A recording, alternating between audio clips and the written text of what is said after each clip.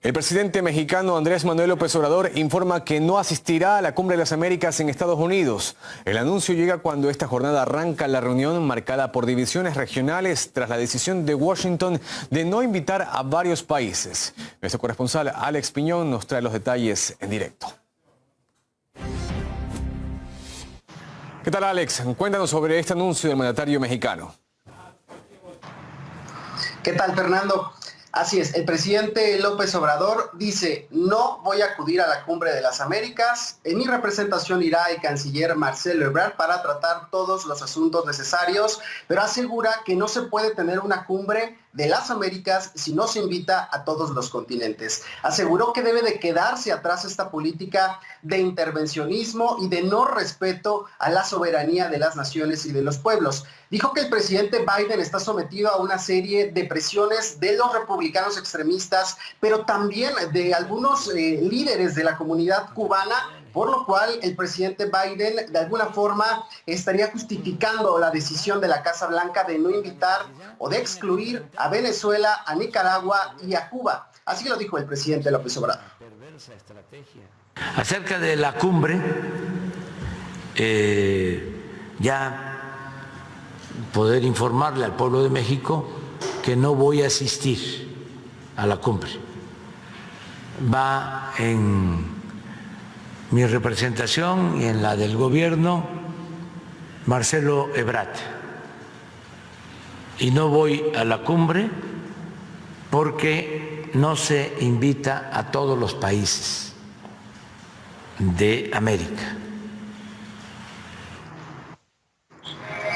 Dice que incluso los republicanos podrían tener a sus voceros más adelante hablando del fracaso de la Cumbre de las Américas. Sin embargo, el presidente López Obrador lo responsabilizó directamente a ellos. El mandatario dijo que es una pena, es una lástima que no pueda encontrarse con su homólogo estadounidense Joe Biden en unos días ya en Los Ángeles, como pues lo tenía previsto en un inicio cuando realizó este amago para que se invitara a todos los países del continente. Sin embargo, lo que se adelantó es que en julio estará en la Casa Blanca para hablar con su homólogo estadounidense sobre la integración económica de todo el continente, pero también del fenómeno migratorio. Aseguró que está pendiente esta reforma migratoria que ha prometido el presidente Biden, la ayuda a Centroamérica que el mandatario López Obrador ha insistido no se ha entregado, estos más de 4,000 millones de dólares que se había prometido para Centroamérica desde hace ya varios años.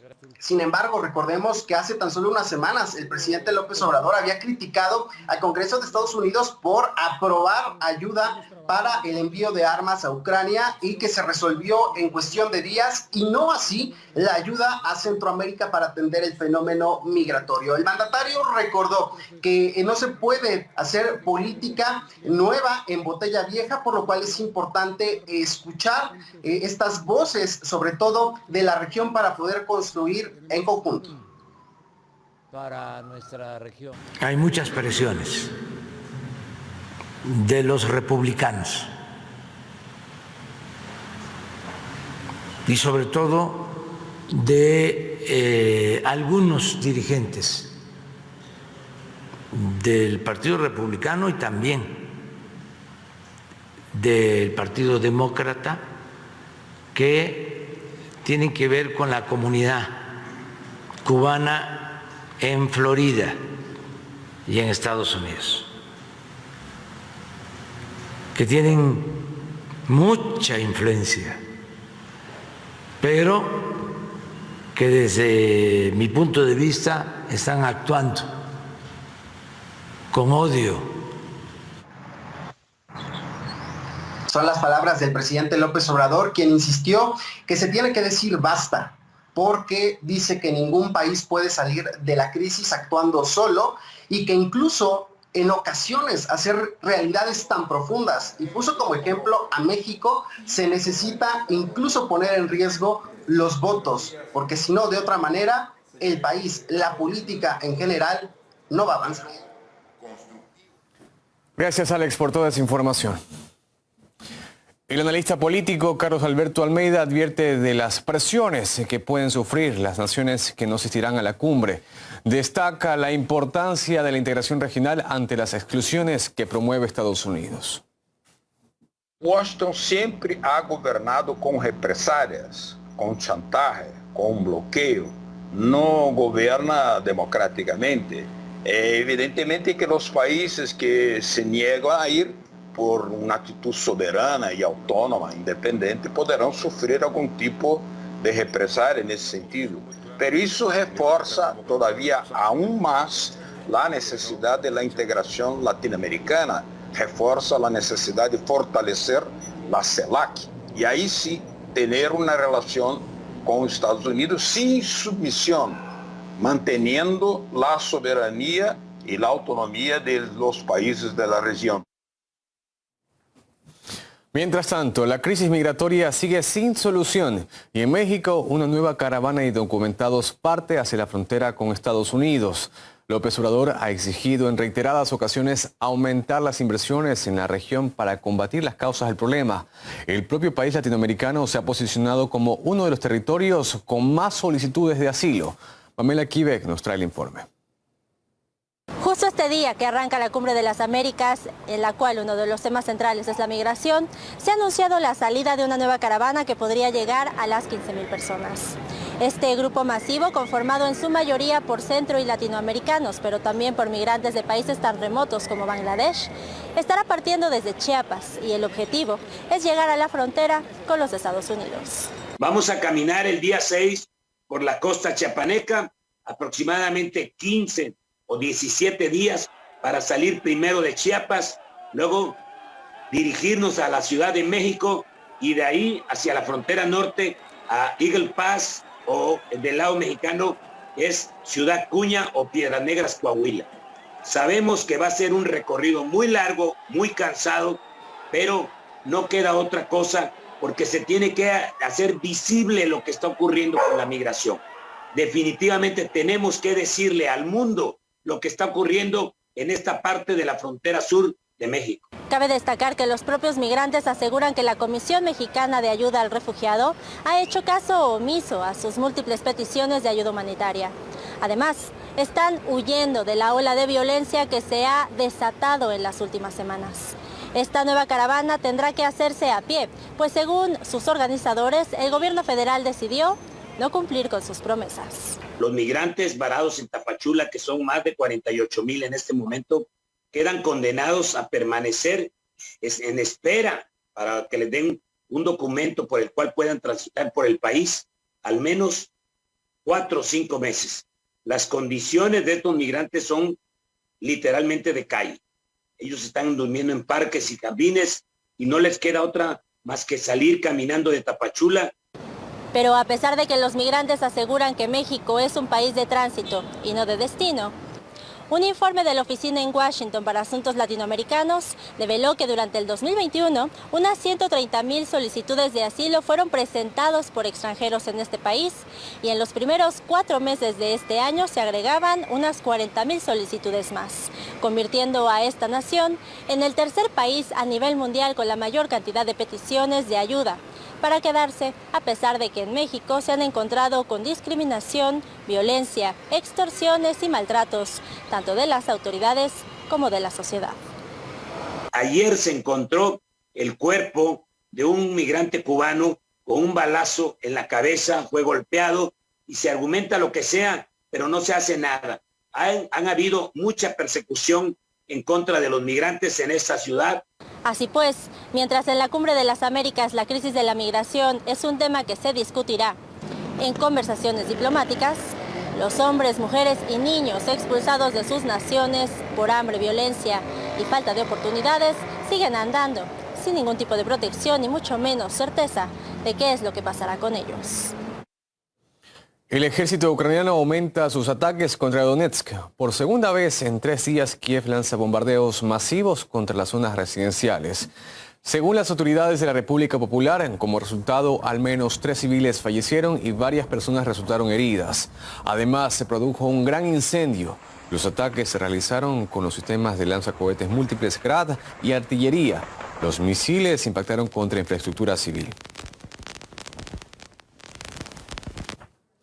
Mientras tanto, Reino Unido planea enviar sistemas de lanzacohetes múltiples a Ucrania.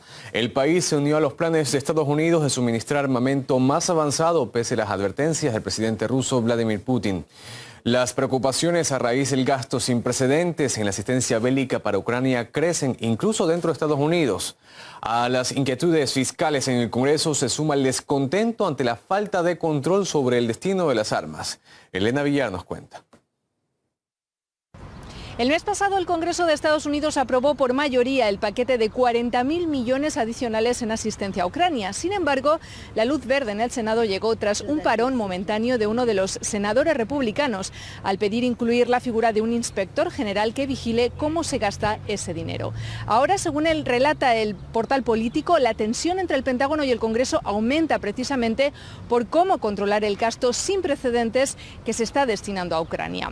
Según esa publicación, algunos legisladores ya están advirtiendo a la administración Biden que un futuro paquete de ayuda podría perder ese abrumador apoyo. Entre los críticos, la senadora Elizabeth Warren, miembro del Comité de Servicios Armados, quien en un correo electrónico ha asegurado que una contabilidad completa de los fondos será de vital importancia para las próximas solicitudes. Un portavoz del Pentágono, sin embargo, ha asegurado que si bien el departamento está comprometido con la transparencia con el público y con el Congreso, la guerra implica un riesgo. Otro de los puntos de preocupación, el envío de cohetes de mayor alcance. El gobierno de Estados Unidos lo ha aprobado tras semanas de reticencias porque podrían impactar en territorio ruso y verse como una confrontación directa. Pese a que el gobierno asegura que Kiev les ha dado garantías del uso de dichas armas solo en el campo de batalla, según Político existen dudas de la capacidad que Estados Unidos tiene para realizar un seguimiento efectivo. Estados Unidos es conocido por enviar grandes cantidades de armas a los conflictos en los que participa y por tener muchos problemas para rastrear estas armas. Lo vimos en Irak, lo hemos visto esto en Afganistán. En Irak, muchas de las armas más peligrosas cayeron en manos del Estado Islámico y ayudaron a su rebelión. En Afganistán no se pudo contabilizar cuántas de nuestras armas cayeron en manos de los talibanes. Creo que cuando salimos de Afganistán dejamos atrás miles de millones de dólares en equipamiento. Este es un problema. Esa tendencia de Estados Unidos de destinar una gran cantidad de armas a cualquier conflicto en el que decida involucrarse. Cabe destacar que toda esta incertidumbre se acumula en un contexto en el que el Pentágono ya debe al Congreso otros informes sobre su gasto y concretamente sobre su dispendio en seguridad europea. Esto incluye miles de millones de dólares ya asignados para la iniciativa europea de disuasión. La propia senadora Warren ha asegurado estar cansada de dar vueltas sobre ese punto y que el Pentágono no ha cumplido con la ley. Las inquietudes fiscales relativas al Departamento de Defensa son incluso mayores en filas republicanas. Cabe recordar también que el Pentágono es el único departamento o agencia federal estadounidense incapaz de superar una auditoría independiente de sus cuentas. Por primera vez en la historia fue sometido a una en 2017 y más de 1.000 auditores decidieron tirar la toalla tan solo un año después, alegando no poder justificar los gastos. Esto teniendo en cuenta que defensa es la mayor partida presupuestaria del gobierno de Estados Unidos. Aunque la Casa Blanca espera que la última financiación de emergencia sea suficiente para Ucrania durante los próximos meses, el Congreso ya se está preparando para nuevas discusiones de efectivo. Veremos en qué se traducen las crecientes preocupaciones. El ministro de Exteriores ruso, Sergei Lavrov, dijo que los envíos de armas de mayor alcance de Occidente a Ucrania harán que Rusia aumente el radio de su operación militar. Al mismo tiempo denunció que la OTAN y la Unión Europea impiden que los estados soberanos ejerzan una política independiente basada en sus intereses nacionales. Así, el canciller ha reaccionado a la medida de Montenegro, Macedonia del Norte y Bulgaria de vetar el sobrevuelo de su avión con destino a Serbia. María Isabel Ceballos nos trae los detalles. Tras el anuncio de Estados Unidos y del Reino Unido de incrementar la provisión de armas para Kiev, la Federación de Rusia considera que cada vez más aumenta la agresión y la amenaza a su seguridad nacional.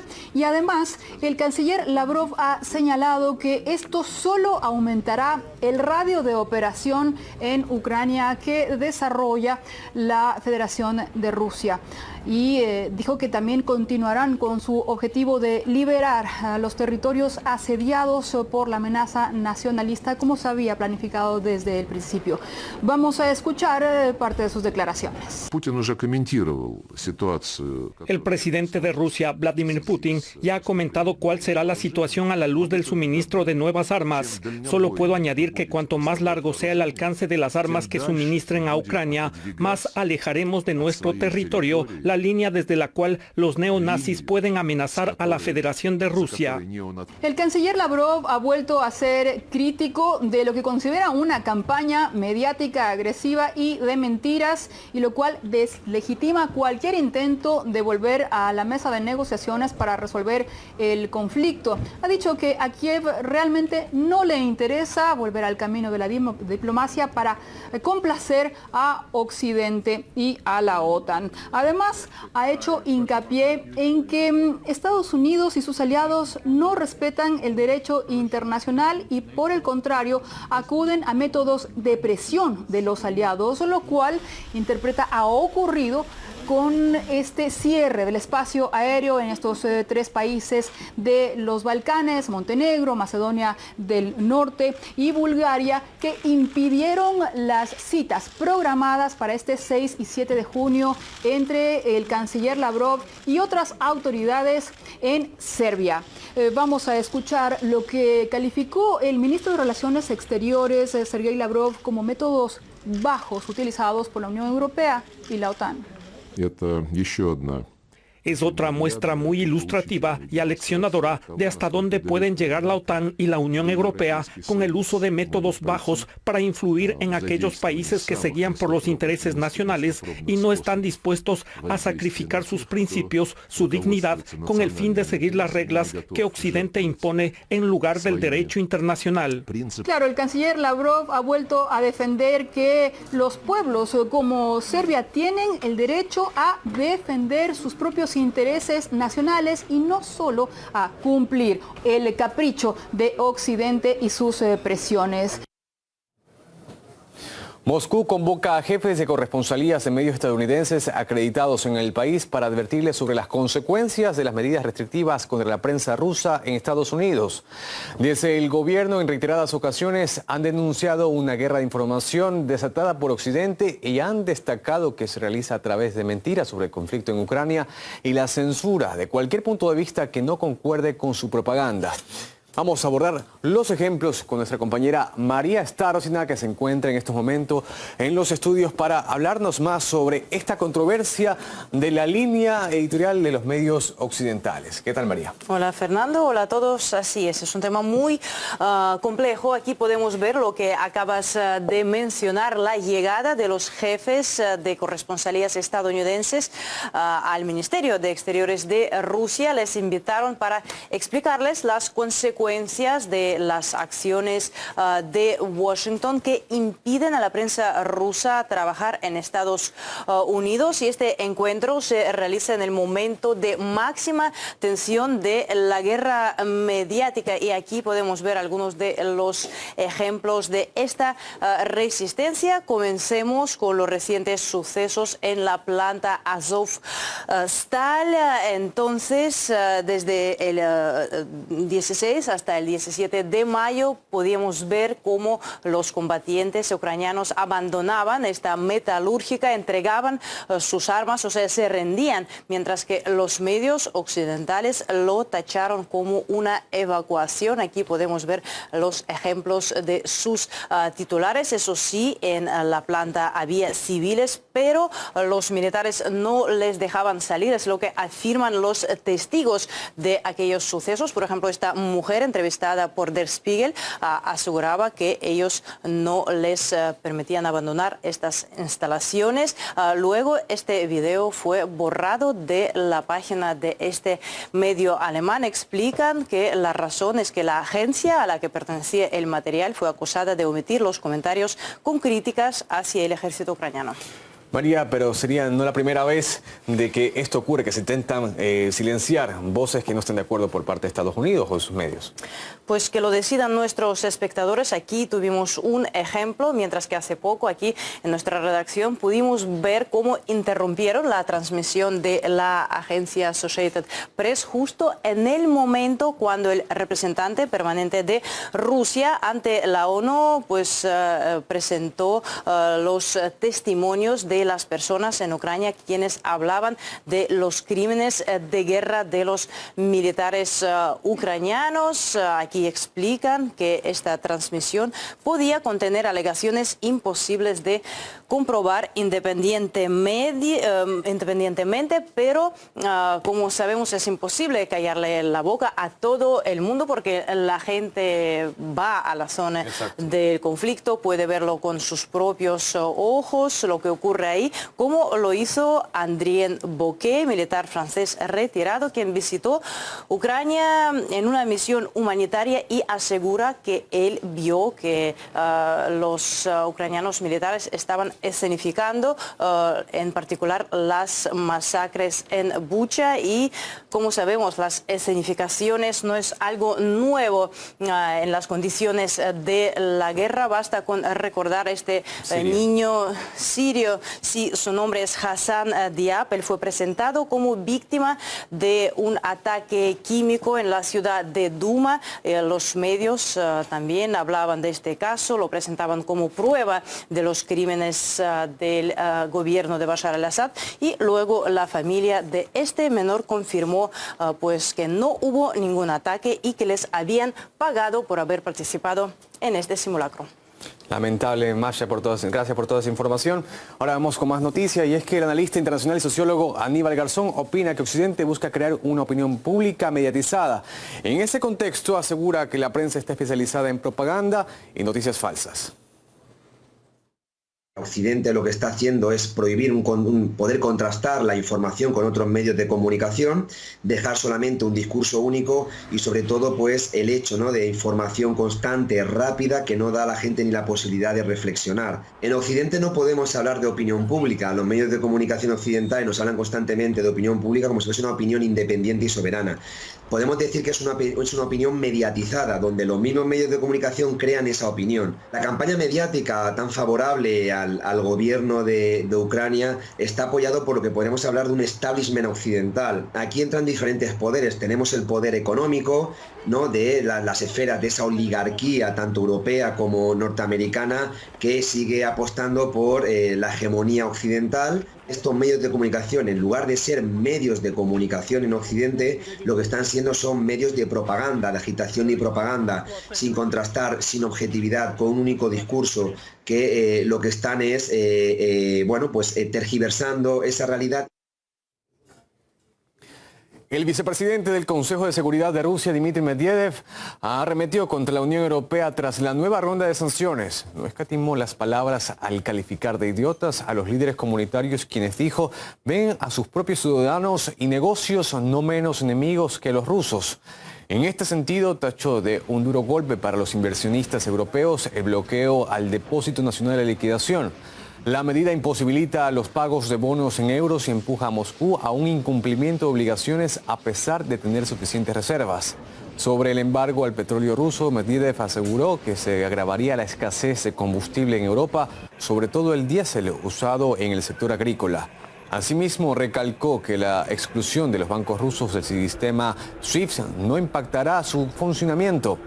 Por su parte, desde China han comentado que Europa y el resto del mundo pagan un precio muy alto por las sanciones antirrusas, que no ayudan a una solución a la crisis en Ucrania.